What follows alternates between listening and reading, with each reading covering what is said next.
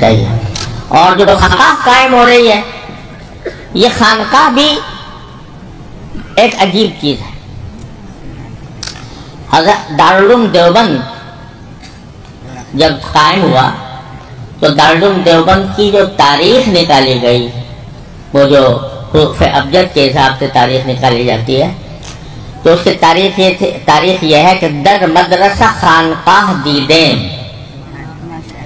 یہ دارالعلوم دیوبند کی تاریخ قیام ہے، یعنی جس کے حروف کے اعداد جمع کیے جائیں تو اس سے دارالعلوم دیوبند کے قیام کی تاریخ نکلتی ہے. در مدرسہ خانقاہ دیدین کہ ہم نے مدرسے میں خانقاہ دیکھی. دیکھنے میں مدرسہ ہے لیکن حقیقت میں خانقاہ ہے. خانقاہ کیا ہوتی ہے؟ خانقاہ کے معنی یہ ہے کہ وہاں پر جو لوگ آئیں وہ رسول کریم صلی اللہ علیہ وسلم کے سنت کے مطابق زندگی گزارنا سیکھیں. یہ خانقاہ ہے.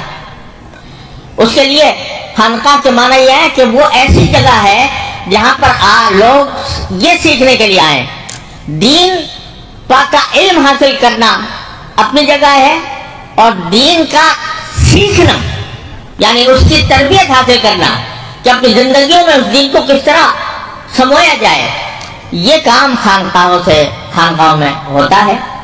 وہ چاہے خانقاہ کا نام رکھ لو یا خانقاہ کا نام نہ رکھو، لیکن کام وہ کرو جو خانقاہ کا ہوتا ہے، یعنی اس میں دین سکھایا جائے، عملاً تربیت دی جائے، روحانی امراض کا علاج کیا جائے، تکبر کا، حسد کا، شہرت پسندی کا، ریاکاری کا علاج کیا جائے، تو اس کو خانقاہ کہتے ہیں. اسی وجہ سے میں نے عرض کیا کہ دارالعلوم دیوبند کو یہ کہا کہ ہم نے مدرسے میں خانقاہ دیکھی.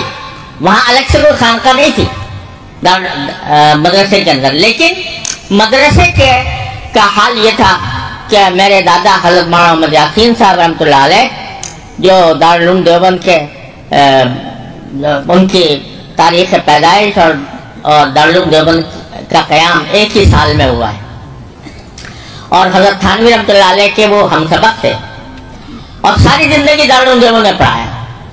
وہ یہ فرمایا کرتے تھے کہ میں نے دارالعلوم دیوبند کا وہ زمانہ دیکھا ہے جبکہ دارالعلوم کے شیخ الحدیث سے لے کر دربان تک ہر شخص صاحب نسبت ولی اللہ ہوتا تھا. شیخ الحدیث سے لے کر دربان تک صاحب نسبت ولی اللہ ہوتا تھا.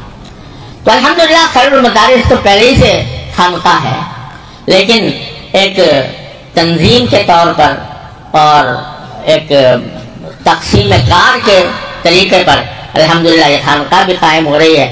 اللہ تبارک و تعالیٰ اس کو اپنے ذکر و فکر سے آباد فرمائے اور یہاں پر آنے والے اللہ تبارک و تعالیٰ کے ذکر سے بھی عادی بنے اور اتباع سنت کا بھی نمونہ بنے، اور جو امراض باطنہ ہیں، تکبر، حسد، ریاکاری وغیرہ، ان چیزوں سے وہ پاک ہو کر یہاں سے جائیں. بس یہ میری دعا ہے اور اسی پر میں اپنی گزارشات ختم کرتا ہوں. سب مل کر دعا کر لیں.